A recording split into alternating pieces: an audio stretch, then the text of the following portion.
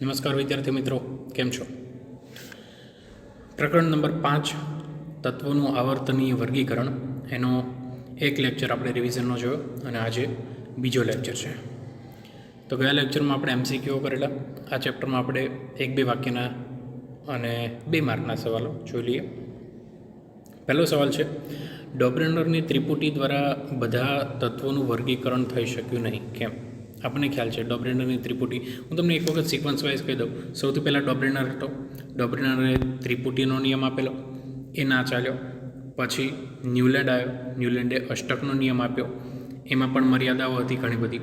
ત્યારબાદ મેન્ડેલિફ આવ્યો, હે ને? મેન્ડેલિફના આવર્ત કોષ્ટકમાં ઘણી બધી સામ્યતાઓ અથવા તો ફાયદાઓ ઘણા બધા હતા, પણ એની સાથે અમુક 2-3 નાની નાની ખામીઓ હતી, જેના લીધે મેન્ડેલિફનું આવર્ત કોષ્ટક પણ ફેલ ગયું અને એની પણ મર્યાદાઓ હતી. અને ત્યારબાદ છેલ્લે આધુનિક આવર્ત કોષ્ટક, જેને કહેવાય મોડર્ન પિરિયોડિક ટેબલ, એ આવ્યું અને તે અત્યાર સુધી ચાલ્યું આવે છે. બરાબર છે? તો આ રીતે તત્વોના વર્ગીકરણનો ક્રમ જે વૈજ્ઞાનિકોએ આપ્યો એ પ્રમાણે આપણે વર્ગીકૃત કર્યા. હવે સૌપ્રથમ જોઈએ, ડોબ્રેનરની ત્રિપુટી દ્વારા બધા તત્વોનું વર્ગીકરણ થઈ શક્યું નહીં, કેમ? કારણ કે ડોબ્રેનરની ત્રિપુટી પ્રમાણે, ડોબ્રેનરના નિયમ પ્રમાણે ત્રિપુટીમાંથી પ્રથમ અને તૃતીય આ બંનેના પરમાણ્વીય દળનો સરેરાશ એ બીજા તત્વનો પરમાણ્વીય દળ થાય. બરાબર છે? આ રીતે ડોબ્રેનરે 2 કે 3 ત્રિપુટીઓ આપી, જેમાં આ રીતે નિયમ બંધ બેસતો હતો, પરંતુ બાકીના તત્વોમાં ત્રિપુટી વર્ગીકૃત થઈ શકી નહીં, કારણ કે આ પરમાણ્વીય દળના ચડતા ક્રમમાં હતું અથવા તો પરમાણ્વીય દળનું સરેરાશ હતું. જે કંઈ ત્રિપુટીઓ શોધાઈ એ માત્ર એક સંયોગ હતો. બરાબર છે? એટલે અઠ્ઠે પાટિયું બેસી ગયું ભાઈનું. બાકીની ત્રિપુટીઓ જે છે ના બની, 2-3 બની એમ, કારણ કે એ તો અઠ્ઠે તુક્કો લાગી ગયો અને 2-3 બની ગઈ. એટલે જે કંઈ ત્રિપુટીઓ શોધાણી એ માત્ર સંજોગ હતો. આ નિયમ બધા તત્વોને લાગુ કરી શકાતો નથી. બરાબર? એટલા માટે ત્રિપુટીમાં બધા તત્વોનું વર્ગીકરણ થઈ શક્યું નહીં. બીજું, વૈજ્ઞાનિક કારણ આપો. ન્યૂલેન્ડના અષ્ટકના સિદ્ધાંત દ્વારા તે સમયમાં શોધાયેલા બધા જ તત્વો વર્ગીકૃત થઈ શક્યા નહીં.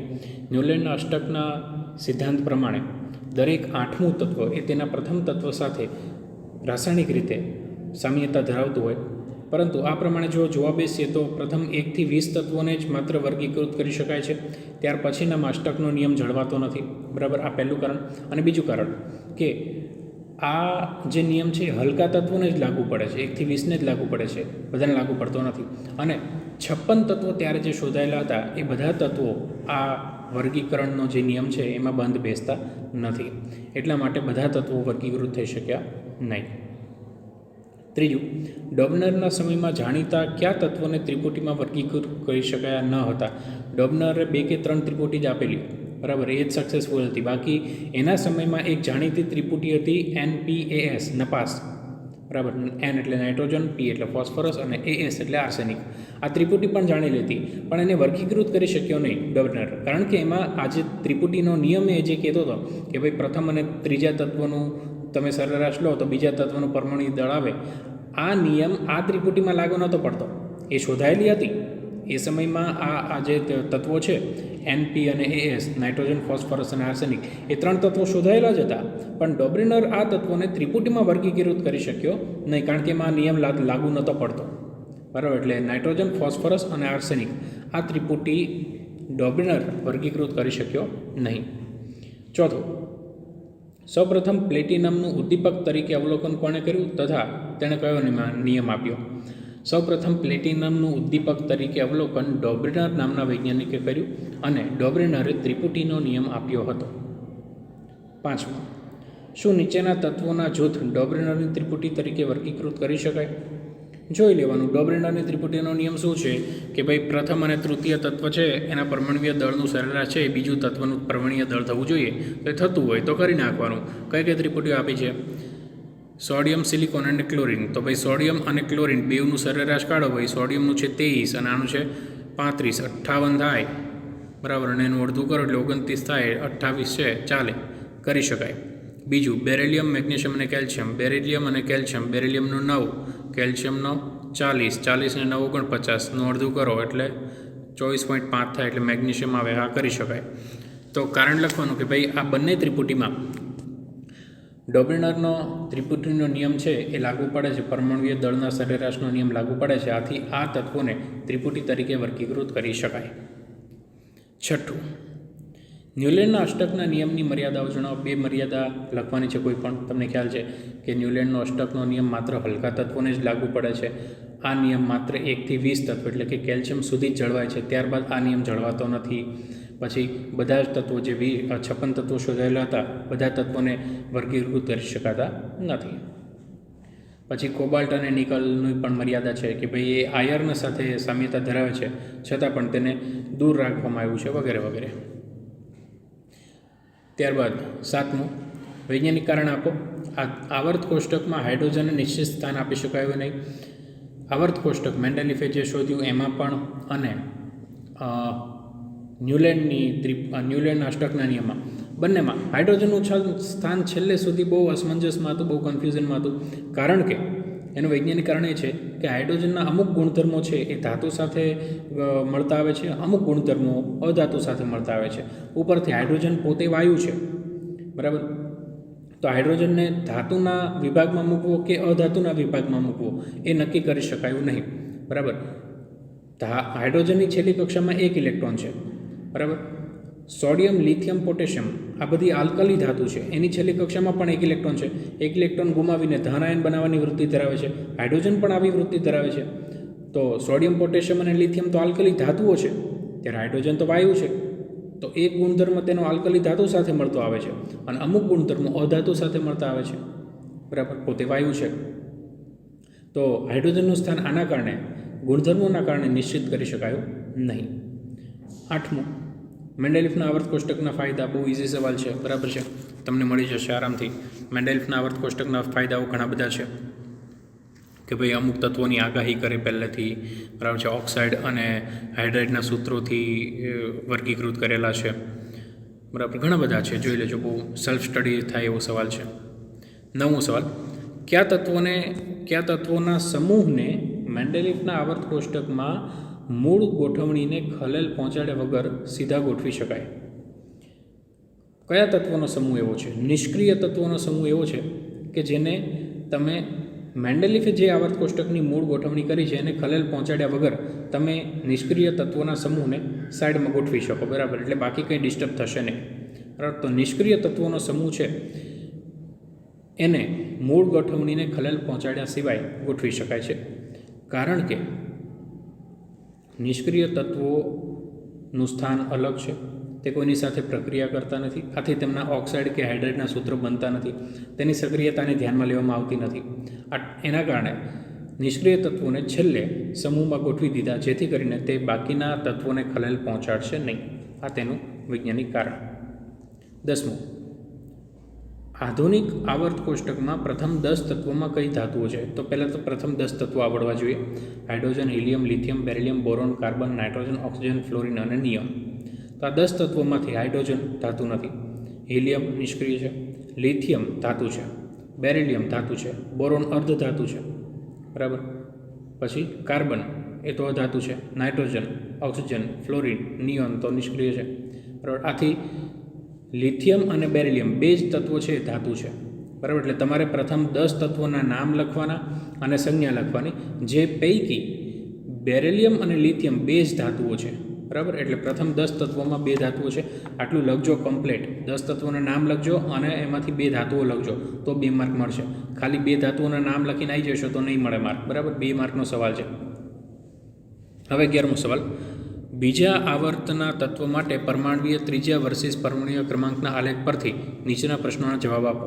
ઓકે, આ રીતે છે. Lithium, beryllium, boron, carbon, nitrogen, oxygen અને ફ્લોરિન. જેમ તમે આ સાઈડ જાઓ એમ પરમાણ્વીય ત્રિજ્યા ઘટતી જાય છે, બરાબર. જેમ પરમાણુ ક્રમાંક વધે એમ પરમાણ્વીય ત્રિજ્યા ઘટતી જાય છે. અને આ જે આવર્ત છે એ બીજો આવર્ત છે, બરાબર. લિથિયમથી શરૂ થાય છે. હવે બે સવાલ પૂછાય કે બીજા આવર્તમાં સૌથી વધુ ધાતુ ગુણધર્મ કયું ધરાવે છે? તો તમને ખ્યાલ છે કે તમે જેમ આવર્તમાં ડાબેથી જમણે જાઓ એમ ધાત્વીય ગુણધર્મ ઘટતો જાય અને અધાત્વીય ગુણધર્મ વધતો જાય. એટલે સૌથી પહેલો છે એ સૌથી વધારે ધાત્વીય છે, એટલે લિથિયમ છે એ સૌથી વધારે ધાત્વીય ગુણધર્મ ધરાવે છે. અને બીજું, બીજા આવર્તમાં સૌથી ઓછું પરમાણુય કદ કયા તત્વનું છે? સૌથી ઓછું પરમાણુય કદ હશે ફ્લોરિનનું, કારણ કે એની છેલ્લી કક્ષામાં સૌથી વધારે ઇલેક્ટ્રોન છે અને જેમ છેલ્લી કક્ષામાં વધારે ઇલેક્ટ્રોન હોય એમ કેન્દ્ર પ્રત્યેનું આકર્ષણ બળ વધારે લાગે, આથી પરમાણુય ત્રિજ્યા ઘટતી જાય. બરાબર. તો કારણમાં લખવાનું કે જેમ આવર્તમાં ડાબેથી જમણે જાઓ એમ પરમાણુય ત્રિજ્યા ઘટતી જાય છે. 12મું, તમારા મત મુજબ નિષ્ક્રિય વાયુને શા માટે અલગ સમૂહમાં મૂકવામાં આવ્યા? તો કહેવાનું કે ભાઈ નિષ્ક્રિય વાયુઓ છે એક તો રાસાયણિક રીતે નિષ્ક્રિય છે, કોઈની સાથે પ્રક્રિયા કરતા નથી, અને બીજું કુદરતની અંદર તેનું ખૂબ અલ્પ પ્રમાણ છે, જેના કારણે નિષ્ક્રિય વાયુઓને અલગ સમૂહમાં રાખવામાં આવ્યા છે. 13મો સવાલ, આધુનિક આવર્ત કોષ્ટકમાં નિકલ અને કોબાલ્ટના સ્થાન કેવી રીતે નિશ્ચિત કરવામાં આવ્યા છે? આધુનિક આવર્ત કોષ્ટકમાં તમને ખ્યાલ છે કે મેન્ડેલિફના આવર્ત કોષ્ટકમાં નિકલ અને કોબાલ્ટ એ બેઉના સ્થાન નક્કી નહોતા કરી શકાયા, હે ને?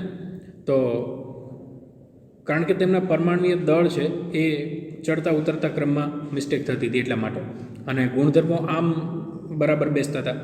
પણ આધુનિક આવર્ત કોષ્ટક જ્યારે બન્યું ત્યારે પરમાણુય દળના નહીં પણ પરમાણુય ક્રમાંકના ચડતા ક્રમમાં ગોઠવવામાં આવ્યા, જેથી કરીને કોબાલ્ટ અને નિકલની જે કન્ફ્યુઝન હતી એ દૂર થઈ ગઈ.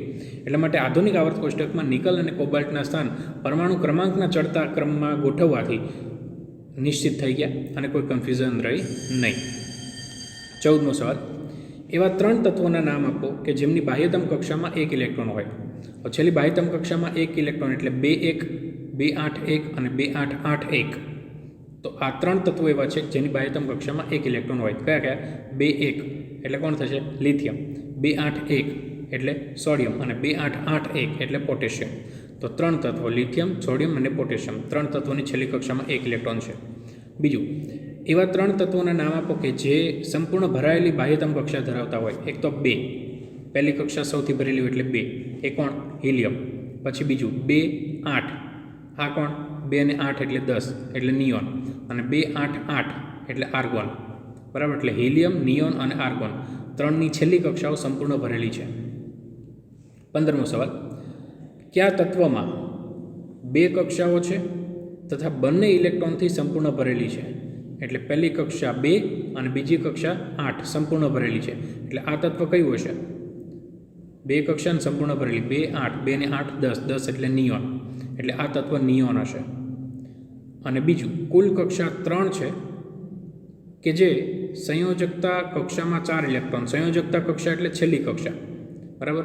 છેલ્લી કક્ષા એટલે 2 8 અને 4, છેલ્લી કક્ષામાં 4 ઇલેક્ટ્રોન છે ને, તો 2 8 અને 4 એટલે આ તત્વ કેવું થાય? 2 ને 8 10, 10 ને 4 14, 14 એટલે સિલિકોન, બરાબર. એટલે આ રીતે સિલિકોન તત્વ થશે. 16મો સવાલ, તત્વોને તેમના વધતા પરમાણુય દળોના આધારે નીચેના ક્રમમાં ગોઠવેલા છે. બરાબર છે? ઓકે, વાંધો નહીં. Fluorine, sodium, magnesium, aluminium, silicon, phosphorus, sulphur, chlorine, argon અને પોટેશિયમ. ઓકે. હવે સવાલ એવો છે કે સમાન ગુણધર્મો ધરાવતા તત્વોના 2 જૂથ પસંદ કરો. સમાન ગુણધર્મો ધરાવતા મતલબ તમે જોઈ શકો છો આમાં કે સોડિયમ, મેગ્નેશિયમ અને એલ્યુમિનિયમ ત્રણેય ધાતુ તત્વો ધરાવે છે. સિલિકોન અર્ધ ધાતુ છે. ફોસ્ફરસ, સલ્ફર અને ક્લોરિન ત્રણેયનું ગ્રુપ છે એવું છે કે જે અધાતુ છે. બરાબર. એટલે સોડિયમ, મેગ્નેશિયમ, એલ્યુમિનિયમ ત્રણેયનું ગ્રુપ ધાતુ, અને ફોસ્ફરસ, સલ્ફર અને ક્લોરિન ત્રણેયનું ગ્રુપ છે એ અધાતુ છે. બરાબર. એટલે આ 2 જૂથ પસંદ કરેલા છે. અને બીજો સવાલ, આપેલા ક્રમ તત્વોના વર્ગીકરણનો કયો નિયમ રજૂ કરે છે? આપેલા તત્વો છે એ પરમાણુય ક્રમાંકના ચડતા ક્રમમાં ગોઠવેલા છે. એટલે આ જે ક્રમ છે એ આધુનિક આવર્ત કોષ્ટકનો ક્રમ છે. બરાબર. એટલે વર્ગીકરણનો આ નિયમ રજૂ કરે છે. 17મો સવાલ, એક પરમાણુની ઇલેક્ટ્રોન રચના 2 8 7 છે. હવે 2 8 7 એટલે આ કયું તત્વ છે? 2 ને 8 10, 10 ને 7 17, 17 એટલે ક્લોરિન થાય.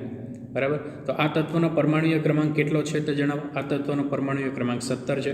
પરમાણુય ક્રમાંક પૂછે ને એટલે ત્રણેયનો સરવાળો કરી નાખવાનો. 2 8 10 ને 7 17 એટલે આનો પરમાણુય ક્રમાંક 17 છે. નીચેના પૈકી કયા તત્વ સાથે રાસાયણિક રીતે આ તત્વ સમાનતા ધરાવતું હશે? રાસાયણિક રીતે સમાનતા ત્યારે ધરાવે જ્યારે છેલ્લી કક્ષામાં ઇલેક્ટ્રોન છે એ સેમ થાય. તો દરેકની ઇલેક્ટ્રોન રચના લખો એટલે છેલ્લી કક્ષામાં કેટલા ઇલેક્ટ્રોન આવે એ ખ્યાલ થાય. નાઇટ્રોજન 7 છે એટલે 2 5 ના થાય. ફ્લોરિન 2 7 આ થઈ શકે એટલે 7 થાય. ફોસ્ફરસ એટલે 2 8 5 ના થાય. આર્ગોન તો નિષ્ક્રિય છે એટલે ફ્લોરિન તત્વ એવું છે કે જે આ ક્લોરિન છે અથવા 287 વાળું જે તત્વ છે એની સાથે રાસાયણિક રીતે સમાનતા ધરાવતું હશે. 18મો સવાલ, આવર્ત કોષ્ટકમાં બોરોન જે સમૂહમાં છે તે જ સમૂહના તમામ તત્વોનો કયો ગુણધર્મ સમાન છે? બોરોન છે, બોરોન પરમાણુ ક્રમાંક છે 5, એટલે એની ઇલેક્ટ્રોનિક સંરચના થાય 2 3 ઇલેક્ટ્રોન છે છેલ્લી કક્ષામાં, આથી આ તત્વો ઇલેક્ટ્રોન ગુમાવવાની વૃત્તિ ધરાવશે. બરાબર, એટલે આ ગુણધર્મ છે એ આખા સમૂહનો સેમ હશે. અને બીજું, આવર્ત કોષ્ટકમાં ફ્લોરિન જે સમૂહમાં છે તે જ સમૂહના તમામ તત્વોનો કયો ગુણધર્મ સમાન છે? ફ્લોરિન એટલે ઇલેક્ટ્રોન રચના થાય, ફ્લોરિન પરમાણુ ક્રમાંક છે 9, ઇલેક્ટ્રોનિક સંરચના થાય 2 7.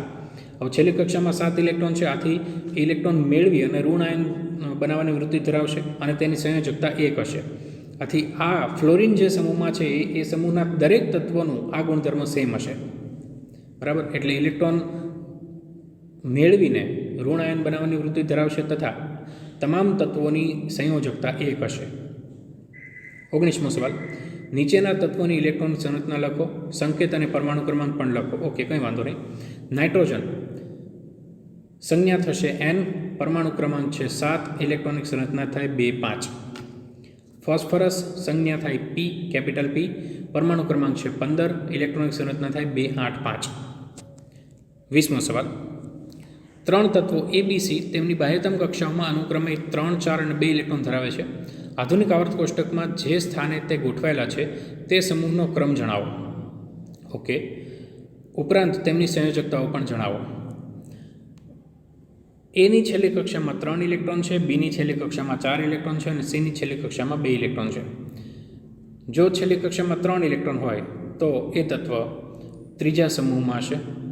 જો છેલ્લી કક્ષામાં 4 ઇલેક્ટ્રોન હોય તો એ તત્વ 14મા સમૂહમાં હશે અને જો કોઈ તત્વની છેલ્લી કક્ષામાં 2 ઇલેક્ટ્રોન હોય તો એ બીજા સમૂહમાં હશે. સંયોજકતા કેટલી થશે? જેની છેલ્લી કક્ષામાં 3 ઇલેક્ટ્રોન છે એમની સંયોજકતા -3 થશે, +3 થશે, કારણ કે 3 ઇલેક્ટ્રોન ગુમાવી અને ધન આયન બનાવવાની વૃત્તિ ધરાવે. જેમની છેલ્લી કક્ષામાં 4 ઇલેક્ટ્રોન છે એની સંયોજકતા ±4 થશે, કારણ કે એ કોઈ વખત 4 ઇલેક્ટ્રોન ગુમાવી અને ધન આયન બનાવે, કોઈ વખત 4 ઇલેક્ટ્રોન મેળવી અને ઋણ આયન બનાવે. જેમની છેલ્લી કક્ષામાં 2 ઇલેક્ટ્રોન છે એટલે કે C તત્વ, આ C તત્વ 2 ઇલેક્ટ્રોન ગુમાવવાની વૃત્તિ ધરાવશે, આથી ધન આયન એટલે +2 સંયોજકતા થશે એમની. ચાલો, 21મો સવાલ, સમાન ગુણધર્મો ધરાવતા 3 તત્વો A, B અને C ના પરમાણુવીય દળ અનુક્રમે X, Y અને Z છે. કંઈ વાંધો નહીં. Yનું દળ આશરે X અને ઝેડના સરેરાશ દળ જેટલું છે, તો તત્વોની આ પ્રકારની ગોઠવણી કયા નામે ઓળખાય છે? તત્વોની આ પ્રકારની ગોઠવણી ત્રિપુટીના નામે ઓળખાય છે. આ પ્રકારના તત્વોના જૂથનું એક ઉદાહરણ આપો. એક ઉદાહરણ એવું છે, લિનાક એટલે કે લિથિયમ, સોડિયમ અને પોટેશિયમ, 3ની ત્રિપુટી લખી નાખો કે લિથિયમ અને પોટેશિયમના દળના પરમાણુવીય દળનો સરેરાશ એ સોડિયમનું પરમાણુવીય દળ થાય છે. ઓકે, એટલે એનું ઉદાહરણ આ. 22મો સવાલ, એક તત્વનો પરમાણુવીય ક્રમાંક 12 છે. તમને ખ્યાલ આવી ગયો, 12 એટલે કોણ? મેગ્નેશિયમ. આ તત્વનું નામ અને ઇલેક્ટ્રોન સંરચના જણાવો. આ તત્વનું નામ છે મેગ્નેશિયમ અને ઇલેક્ટ્રોનિક સંરચના છે 2 8 2. આ તત્વનું આધુનિક આવર્ત કોષ્ટકમાં સ્થાન જણાવો. આ તત્વનું આધુનિક આવર્ત કોષ્ટકમાં સ્થાન 3 કક્ષા યુઝ કરેલી છે એટલે ત્રીજા આવર્તમાં છે અને છેલ્લી કક્ષામાં 2 ઇલેક્ટ્રોન છે એટલે બીજો સમૂહ છે. બરાબર છે, તો અહીંયા સુધી રાખીએ. ત્યારબાદના જે કંઈ સવાલો છે એ રિવિઝનમાં આપણે નેક્સ્ટ લેક્ચરમાં જોઈશું. બરાબર છે, તો અહીંયા આજે આપણે 2 માર્કના સવાલો જોયા.